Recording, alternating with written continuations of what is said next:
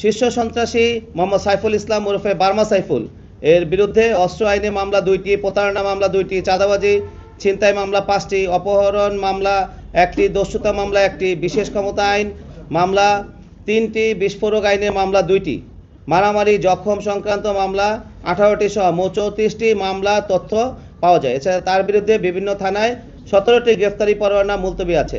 তার সহযোগী শিয়াউদ্দিনের বিরুদ্ধে 5টি প্রতারণা মামলা, 1টি দস্যুতা মামলা সহ 6টি মামলা রয়েছে। এই পর্যন্ত স্বর্ণের বার লুণ্ঠনের মামলায় 10 জন আসামি গ্রেফতার করা হয়েছে এবং 29টি স্বর্ণের বার উদ্ধার করা হয়েছে। এছাড়াও আপনারা জানেন যে আমাদের পাঁচলাইশ মডেল থানা আরও 2 জন সাইফুলের 2 জন সহযোগী তাকে আরও অ্যারেস্ট করা হয়েছে।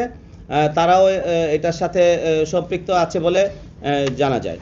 আমরা গোপন সংবাদের ভিত্তিতে আমরা বলেছি যে আমরা গুলশান থেকে ওখান থেকে তাকে ঢাকার গুলশান থেকে গোপন সংবাদের ভিত্তিতে আমাদের পুলিশ কমিশনার স্যারের মহোদয়ের একটা বিশেষ টিম, চৌকস টিম, সেটা যে তাকে অ্যারেস্ট করেছে।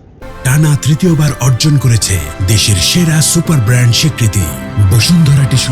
বার্মা সাইফুল সম্পর্কে ছাড়াও আমাদের আরও একটা অ্যাচিভমেন্ট আছে, সেটা হলো যে আপনারা জানেন কয়েকদিন আগে বন্দর থানাধীন এলাকায় একটা মার্ডার হয়েছে। সেটা হলো একজন উবার চালক, পাঠাও চালক। সেই পাঠাও চালক ভিকটিম ওয়াজিউর রহমান পেশায় একজন পাঠক চালক। ভিকটিম এবং ওয়াজির গত 11/1/26 তারিখ রাত আনুমানিক 12:50 ঘটিকার পূর্বে যে কোনো সময় অজ্ঞাত স্থান হইতে মোটরসাইকেল যোগে আসার পথে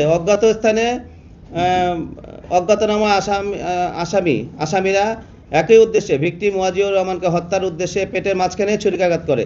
ভিকটিম আহত অবস্থায় মোটরসাইকেল চালিয়ে বন্দর থানাধীন নতুন পোর্ট মার্কেট জামে মসজিদের বিপরীত পাশে বন্দর মোহাম্মদিয়া দাখিল মাদ্রাসার কাছে পেছনে পড়ে অজ্ঞান হয়ে পড়লে তাকে হাসপাতালে নেওয়ার পরে তিনি মৃত্যুবরণ করেন। এবং সেইটা তদন্ত করতে যেয়ে আমরা একদম অরিজিনাল যে কিলার তাকে অ্যারেস্ট করা হয়েছে।